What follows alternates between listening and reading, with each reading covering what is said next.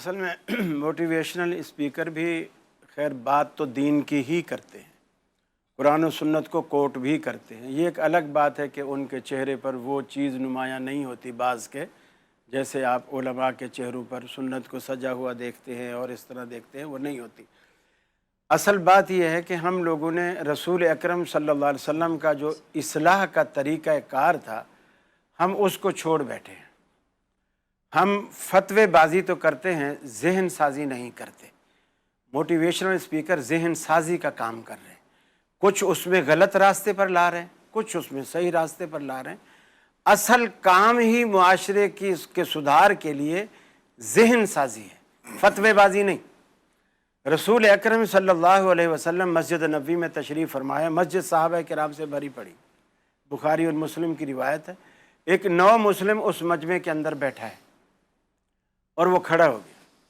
اس نے کہا یا رسول اللہ صلی اللہ علیہ وسلم، مجھے آپ کی ہر بات پسند ہے اور میں ہر بات مانوں گا، لیکن آپ مجھے صرف ایک گناہ کی اجازت دے دیں، ایک گناہ کی مجھے اجازت دے دیں، باقی ہر گناہ مجھ پر حرام اور آپ کا ہر امر میرے لیے لازم۔ اچھا، صحابہ کرام، وہ چونکہ کھڑا تھا، اب اس کے قمیض کا دامن جو نیچے لٹکا ہے، صحابہ غصے سے اس کے قمیض کو پکڑ کے نیچے کی طرف کھینچ کے یعنی گویا بٹھانے کی کوشش کر رہے ہیں۔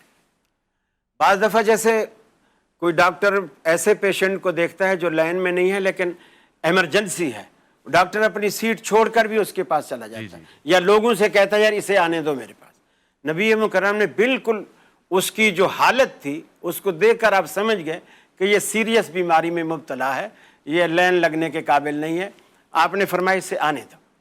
جب آپ کے قریب آیا، اب دیکھیے نبی مکرم جو رحمت للعالمین ہے، صحابہ کہتے ہیں آپ نے سب سے پہلے اس کی کمر پر، اس کے کندھے کے قریب ہاتھ رکھا اور اسے 3 دعائیں دی۔ اچھا، ماشاءاللہ۔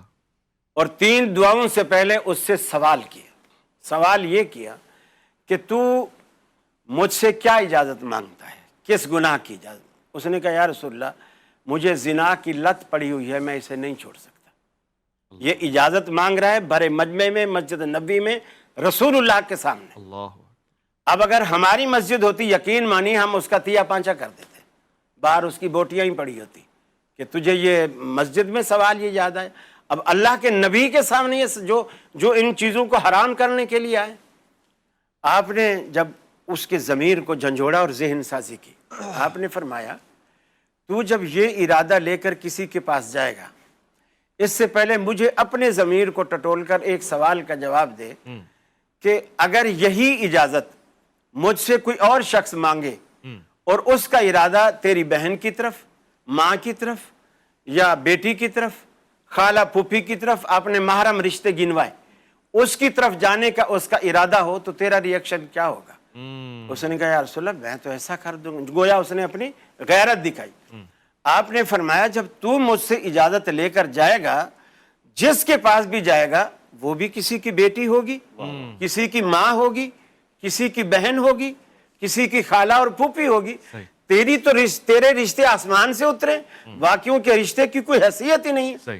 یہ بات اس کے دل پہ ایسی لگی، آپ نے ایک مناسب موقع دیکھ کر کے اب تیر نشانے پہ لگ گیا۔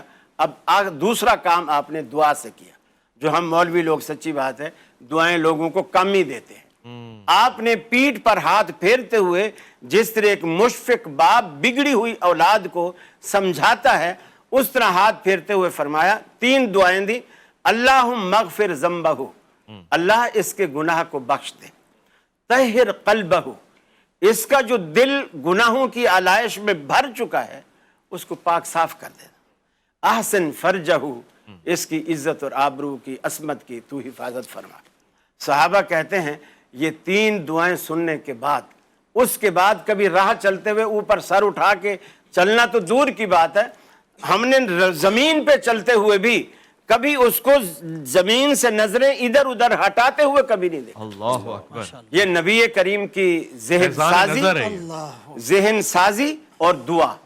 آج بھی علماء اپنے مریدین کو، اپنے معتقدین کو، اپنے چاہنے والوں کو اگر انہی 2 باتوں سے سمجھائیں تو معاشرہ ایک دم اسی طرح ہو سکتا ہے انشاءاللہ جس طرح نبی مکرم اپنے پیچھے معاشرہ چھوڑ کر گئے۔ بہت پیاری بات ہوگی۔